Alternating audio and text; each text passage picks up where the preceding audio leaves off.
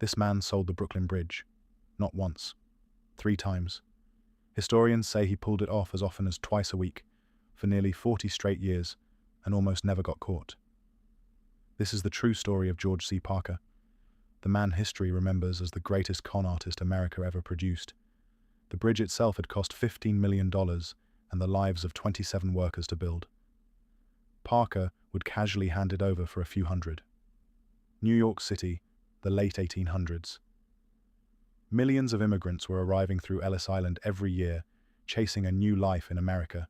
They didn't speak the language. They didn't know American law, which made them the perfect target for a man like Parker. Parker wasn't working alone in spirit.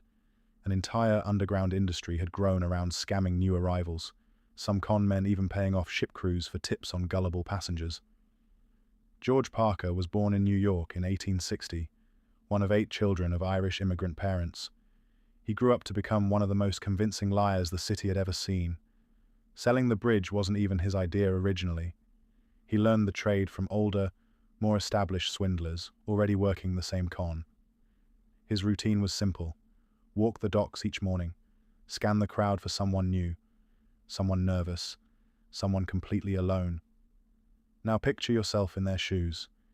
You've just stepped off the boat with everything you own in one trunk, and a stranger in a fine suit is smiling at you like an old friend.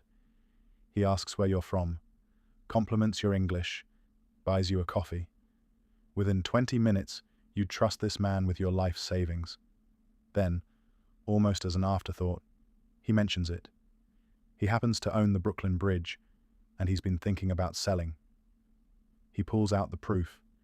Deeds, ownership certificates, even government seals.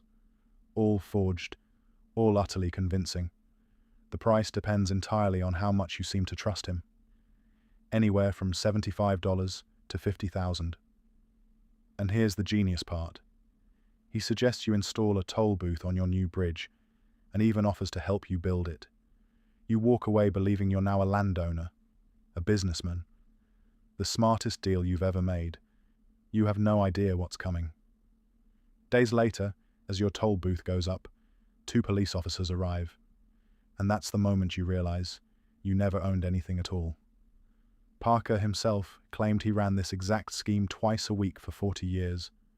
Historians have never been able to confirm that number, which means even his own legend might have been part of the con. The bridge wasn't his only inventory. Parker also sold the Statue of Liberty to unsuspecting buyers. He also sold Madison Square Garden and the Metropolitan Museum of Art, landmarks he had absolutely no legal claim to whatsoever. For Grant's tomb, he took it one step further, posing as the general's own grandson to close the sale. To make it all look legitimate, Parker rented a real office and staffed it with fake lawyers and clerks who pretended to work there. The scam became so common that immigration officials at Ellis Island started handing new arrivals warning cards, telling them plainly not to buy public property from strangers. Parker operated under a rotating list of fake names: James O'Brien, Warden Kennedy, Mr. Roberts, Mr. Taylor, whatever the con required. In 1908, police finally caught up with him. But before his trial even began, Parker calmly walked out of the courthouse, wearing a sheriff's coat and cap he'd quietly stolen. That wasn't his first arrest, and it wouldn't be his last. Over the years, Parker was convicted of fraud 3 separate times. For decades, Parker always slipped away. Then one worthless $150 check finally brought his 40-year run crashing to an end. Under New York's new Barnes law, a 4th felony conviction meant exactly one outcome, no exceptions: automatic life in prison. On December 17, 1928, Judge Alonzo McLaughlin handed down the sentence. George Parker, the man who sold the Brooklyn Bridge, was going to Sing Sing. For the rest of his life, Sing Sing prison on the banks of the Hudson River, the place George Parker would now call home, for good. And here's the twist nobody saw coming. Inside those walls, the con man became a celebrity. Guards and inmates lining up just to hear him tell the story of his own crimes. George Parker died in Sing Sing on January 9, 1937. He never sold another bridge again, but he never stopped telling the story of the ones he did. Today, whenever someone falls for an obvious lie, we still use the phrase his scam left behind. If you believe that, I've got a bridge to sell you.